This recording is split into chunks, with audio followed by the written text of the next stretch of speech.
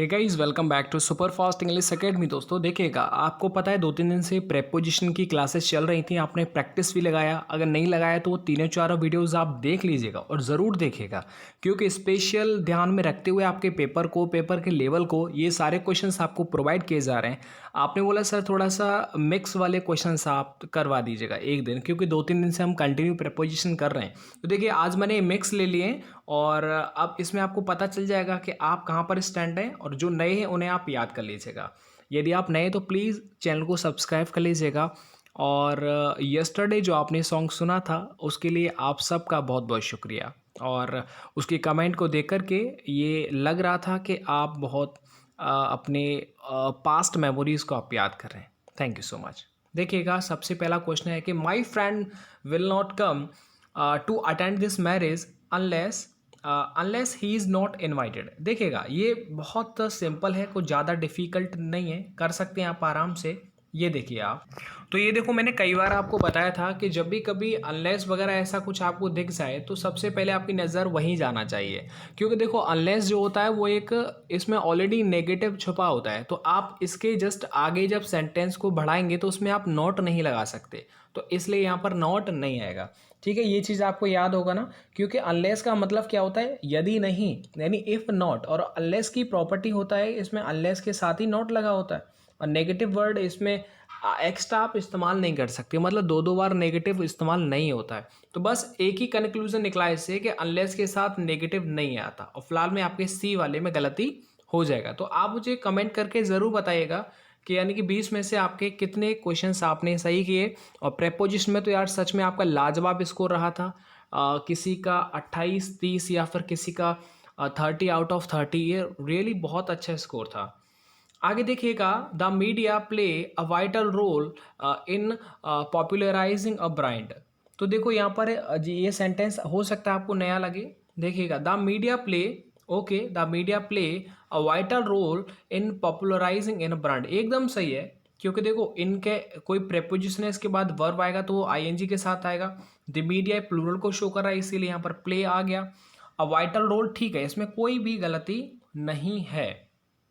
आगे देखिएगा, अच्छा देखिएगा, जो भी आपको नया लगे उसे आप नोट करते जाइएगा। आगे देखिएगा, एयरफोर्स नेवी इन सब के लिए है ये, और सिलेक्टेड क्वेश्चंस की सीरीज है। This is the second communication we have sent and we are much surprised at receiving no answer. अब इस सेंटेंस में क्या आपको कोई गलती नज़र आ रही है क्या? जल्दी से बताइएगा, कोई गलती नज़र आ रही है क्या? देखो इस वाले में कोई भी गलती नहीं है। ठीक है, इस वाले में कोई गलती नहीं है, मतलब नो एरर आ जाएगा। ये पूरा का पूरा एकदम सही है। और एक और चीज़ देखो, सेकंड फर्स्ट इस तरह से गिनती आती है तो उससे पहले आप दा लगाते हैं। अच्छा एक और चीज़ देखिएगा, कभी भी हैजेव आ जाए तो उसके बाद थर्ड फॉर्म लगाते हैं, अंडरस्टैंड। एंड ये वी आर सरप्राइज्ड, ये एडजेक्टिव है मच के बाद। अच्छा देखो इस वाले में मैं आपको बता दूं, कुछ बच्चे सोच रहे होंगे कि सर ये तो मीडिया ऐसा लग रहा है सिंगुलर। नहीं, देखो मीडियम, और मीडियम का प्लूरल होता है मीडिया, और जब ये प्लूरल हो गया तो इसीलिए तो यहाँ पर प्ले आया। समझ रहे हैं आप मेरी बात को? अगर ये सिंगुलर होता तो प्लेज आता, तो इसलिए ये भी थोड़ा थोड़ा आप याद रखिएगा, गलती नहीं होना चाहिए। आगे देखिएगा, प्रोफेसर लाई टीचेज। देखो इस तरह के जो सेंटेंसेस है ना, उनमें आपका नॉलेज देखा जाता है कि आपका नॉलेज कहाँ पर है। ठीक है, तो देखिएगा, प्रोफेसर लाई, पूरा नाम है professor Lai, teaches both history as well as literature each semester. क्या इस सेंटेंस में आपको कोई गलती नज़र आ रही है? देखिए मुझको तो भाई गलती नज़र आ रही है, अब आपको नज़र आ रही नहीं आ रही ये एक अलग विषय है। ये देखिए, ये सेंटेंस एकदम सज गया है। और देखो मैं आपको बता दूं कि एज वेल एज के साथ आपको पता है एंड का यूज़ होता है ना, आता है नहीं आता। दूसरी बात देखो, यहाँ पर आप देखिएगा, यानी बोथ है, और बोथ का कोरिलेटिव जो होता है वो एंड होता है। और एज वेल एज के साथ भी क्या होता है, एंड का यूज़ हुआ क्या। तो इसलिए यहाँ पर क्या हो जाएगा कि बी वाले पार्ट में क्या हो जाएगा, एरर हो जाएगा, क्योंकि बोथ के साथ एंड चलता है, ना कि एज वेल एज। तो इसीलिए यहाँ पर एज वेल एज को हम हटा देंगे और एंड यहाँ पर लगा देंगे, जो आप जानते हैं। तो आपको समझ में आ गया होगा कि देखो कल मैंने बताया था बिटवीन के साथ एंड चलता है, बोथ के साथ एंड चलता है। तो देखो ये कॉन्सेप्ट आ भी गया। तो देखो बोथ के साथ क्या चलेगा, एंड आएगा, ये एज वेल एज नहीं आता। प्रोफेसर लाई एक सिंगुलर है, ये नाम है, एक ऐसे समझो एक के बारे में बात है। तो इसीलिए यहाँ पर टीचेस आ गया, ठीक है। आगे देखिएगा, और तो इसमें कोई भी दिक्कत वाली बात नहीं है। आगे देखिएगा, she is wealthy and can afford all the pleasures of life. क्या इस पार्ट में आपको कोई गलती नज़र आ रही है? जी बिल्कुल आ रही है मुझे। जो इसमें प्लेजर्स लिखा हुआ है इसकी जगह पर प्लेजर आएगा। ऐसा मैंने क्यों बोला? क्योंकि प्लेजर जो होता है वो एक एब्स्ट्रैक्ट नाउन होता है, और एब्स्ट्रैक्ट नाउन कभी प्लूरल नहीं होता, इसीलिए यहाँ पर प्लेजर्स नहीं आएगा, प्लेजर आएगा, यानी all the pleasure of life. Understand? ये देखो एकदम फैक्चुअल होते हैं, फैक्ट से रिलेटेड होते हैं। आपको अपोजिट बताना है, यानी कि उल्टा बताना है, और ये सभी सिनोनियम हो या फिर अपोजिट हो, उन सभी को आप नोट करते जाइएगा, क्योंकि नए नए होते हैं और हम इन्हें बार बार भूल जाते हैं। तो देखिए एब्रप्ट, और एब्रप्ट का उल्टा हो जाएगा ग्रेजुअल, मतलब एक तरह से निरंतर, राइट। भाई एब्रप्ट का मतलब क्या होता है पता है आपको? एक तरह से अचानक होता है, जो ग्रेजुअल न हो, अनएक्सपेक्टेड एब्रप्ट, ओके। लेकिन ग्रेजुअल जो एक क्रम से हो, इन चारों में जो सबसे ठीक है वो ग्रेजुअल है, राइट। और बाकी जो हैं उनको भी मैं बताता हूँ। बाकी क्या है देखो, सैलेबरी है, स्लेवरी का मतलब क्या होता है? वही स्लैब होता है, उसी से रिलेटेड है, मतलब गुलामी। एक है कन्फॉर्मिटी, तो कन्फॉर्मिटी का मतलब क्या होता है बताओ? सहमति, कन्फॉर्मिटी, ठीक है, कन्फर्मेशन ऐसे करके। डिपेंडेंस का मतलब आश्रित, किसी के ऊपर निर्भर। आगे देखिएगा, आगे ये क्वेश्चन है एटोनॉमी, और एटोनॉमी का आपको उल्टा बताना है, और जल्दी से सोच के बताओ कि एटोनॉमी का उल्टा क्या हो जाएगा। देखिए एटोनॉमी का उल्टा हो जाएगा एक तरह से सबऑर्डिनेशन। क्या हो जाएगा इसका उल्टा? याद कर लो, सबऑर्डिनेशन होता है एटोनॉमी का उल्टा। क्योंकि एटोनॉमी का क्या होता है पता है? इंडिपेंडेंस को बोलते हैं autonomy, right. Self sufficiency, self rule उसे बोलते हैं। लेकिन इसका उल्टा क्या हो जाएगा?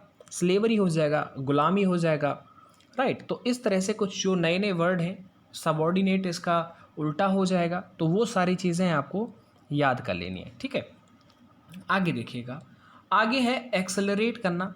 अच्छा, एक्सेलरेट का मतलब क्या होता है? देखो एक्सेलरेट का मतलब होता है तेज करना, कहना एक्सीलेटर, एक्सीलेटर और बढ़ा दे, तो वही होता है एक्सेलरेट, मतलब गो फास्टर, स्पीड को अप कर देना, hasten, right. It is called accelerate. लेकिन इसका उल्टा आपको बताना है, तो इसका उल्टा क्या हो जाएगा? डिले करना, थोड़ा धीमा कर देना, थोड़ा रोक देना, तो वो हो जाएगा डिले। डिले मतलब एक तरह से टालना भी होता है, रोकना भी होता है। एक है इसमें क्विकन, तो क्विकन का मतलब वही उत्तेजित करना, क्विकन, ठीक है। एक है डिमिनिश, डिमिनिश का मतलब किसी को इंसल्ट करना, अपमानित करना। एक है डिसेंट, डिसेंट का मतलब वही असेंडिंग डिसेंडिंग ऑर्डर होता है, डिसेंडिंग मतलब अवरोहण। आगे देखिएगा, आगे आगे आगे और भी अच्छे अच्छे क्वेश्चन, सारे मैंने एकदम मस्त वाले क्वेश्चन लिए हैं इसमें, मतलब कहीं पर भी आपको ऐसा कुछ भी नहीं मिलेगा जो एकदम बेकार हो, जो आपके पेपर का लेवल नहीं हो, या फिर आपको भी अच्छा ना लगे। आपकी नॉलेज को देख करके सारे पेपर सेट किए जा रहे हैं। मैं चाहता हूं कि आप सभी को टाइम पर जो है पेपर मिल जाए। तो मेरे स्टूडेंट्स, मेरे विद्यार्थियों, आप कोई भी वीडियो को मिस मत किया करो, बिकॉज आप नहीं अगर इंटरेस्ट लेंगे तो देखो मेरे पास भी अपना काम है, इसलिए मैं अगर थोड़ा नुकसान हो रहा है तो ज़्यादा नुकसान के लिए भी मैं तैयार हूँ। तो मुझे नुकसान की परवाह नहीं है, लेकिन फ्यूचर सबसे पहले होता है। तो इसलिए आप पूरा अपना भी थोड़ा सपोर्ट दिखाएं। आगे देखिएगा, he had to eat humble pie for his intense rudeness. देखो ईट हम्बल पाई का मतलब क्या होता है, जल्दी बताओ। ईट हम्बल पाई का मतलब होता है कि अपमानित महसूस करना, शर्मिंदगी झेलना, वही तो होता है ईट हम्बल पाई। तो इसका मतलब होता है सफ़र ह्यूमिलिएशन, ह्यूमिलिएट करना, ह्यूमिलिएशन। तो ये हो जाएगा सफ़र ह्यूमिलिएशन, यहाँ पर एकदम सही हो जाएगा, ठीक है, यानी बी वाला पार्ट हो जाएगा। कुछ गलती नहीं है, एकदम सही है सब के सब। आगे देखो, she played ducks and drakes with her money. ये पूरा मुझे पता था कि यहाँ पर क्या आ जाएगा, डक्स एंड ड्रेक्स आएगा विद हर मनी, चलेगा। अब मैं आपसे एक छोटा सा पूछता हूँ, इस मनी को लेकर के मुझे याद आ गया कि जो धन विधेयक होता है वो किस आर्टिकल के अंदर आता है। चलो तो देखो, डक्स एंड ड्रेक्स का मतलब क्या होता है? डक्स एंड ड्रेक्स का मतलब होता है कि स्पेंड लेविशली, मतलब लापरवाही से खर्चा करना, उसे बोलते हैं डक्स एंड ड्रेक्स। तो इसका मतलब क्या हो जाएगा बताओ? स्पेंट लेविशली एकदम सही है, ये वाला सही है, मतलब ये वाला एकदम सही हो जाएगा। आगे देखिएगा, आगे है कि the minister took a bird's eye view of the problem, यानी मिनिस्टर ने मतलब संज्ञान लिया, कोई प्रॉब्लम है थोड़ा सा एक नज़र, सरसरी नज़र उसके ऊपर मारी, मतलब सरसरी निगाहों से देखना। It is called a bird's eye view, मतलब पक्षी की एक आंख से देख लेना।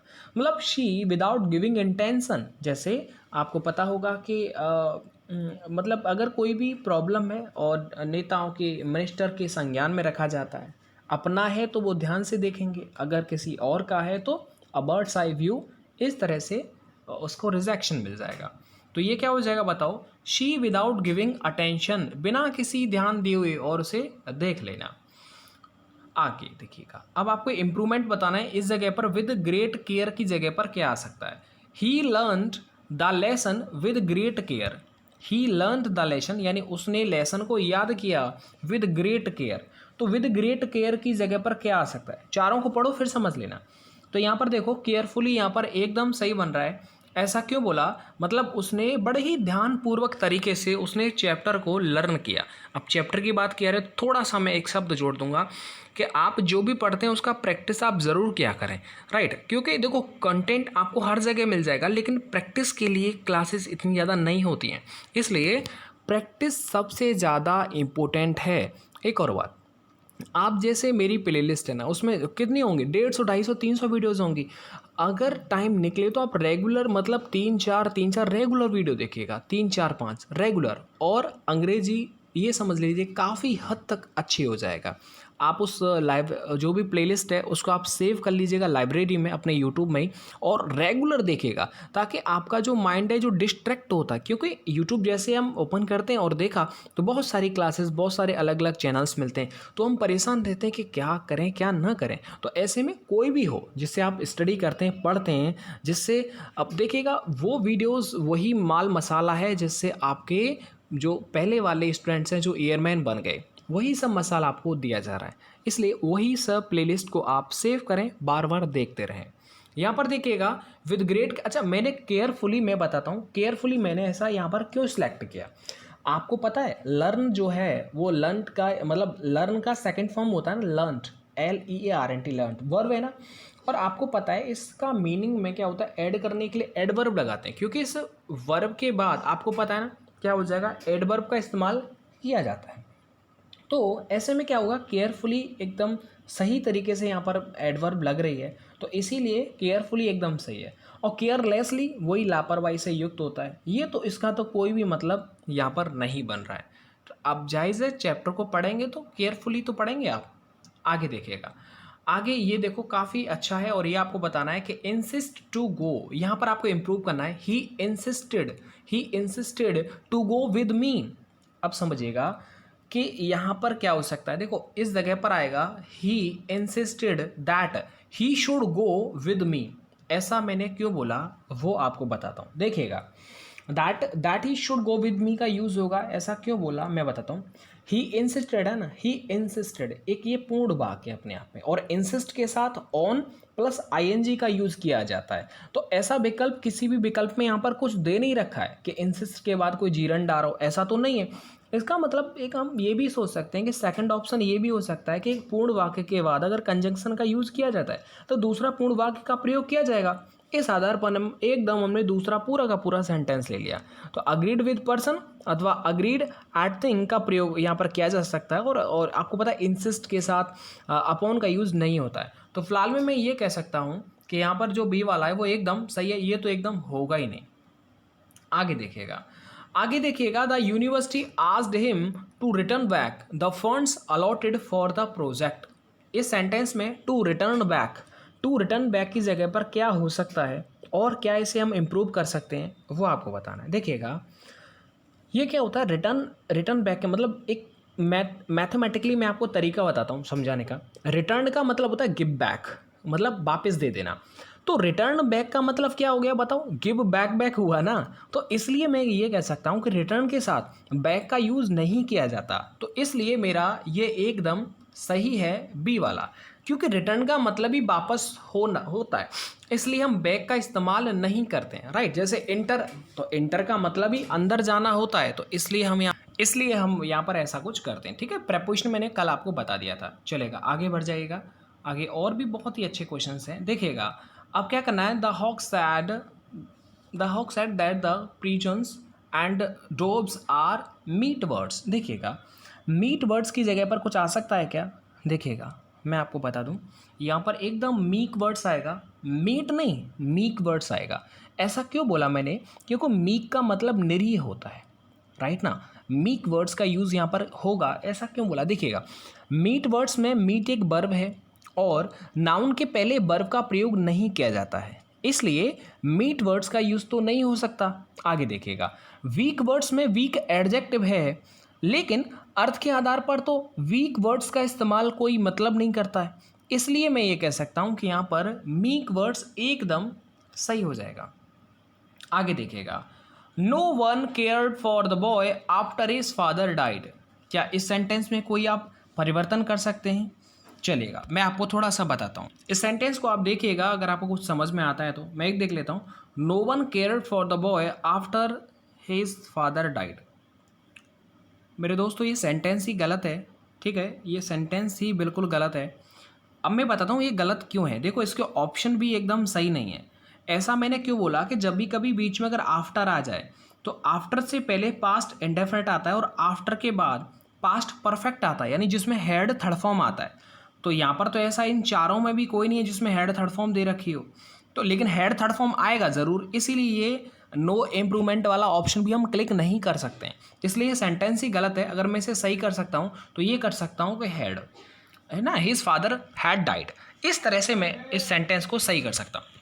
आगे देखिएगा, अब देखिएगा कुछ वन वर्ड है, ये आपको बताना है और कुछ याद कर लेना है। देखिएगा, a person who helps stranger or a person in difficulties is, यानी ऐसा व्यक्ति जो किसी अजनबी की मदद कर देता है और कोई परेशानी में हो तो भी उस व्यक्ति की मदद करता है, उस व्यक्ति को हम क्या बोलते हैं? जल्दी बताओ।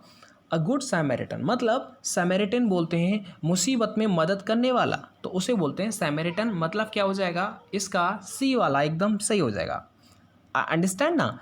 आगे देखिएगा, आगे देखो, speech of great importance and gravity, मतलब ये देखो सब कुछ आया एकदम नया नया है, उसे बोलते हैं प्रभावशाली स्पीच देना, राइट, उसे बोलते हैं moments. Speech of great importance and gravity के साथ कोई स्पीच देना, इट इज़ कॉल्ड मोमेंटस।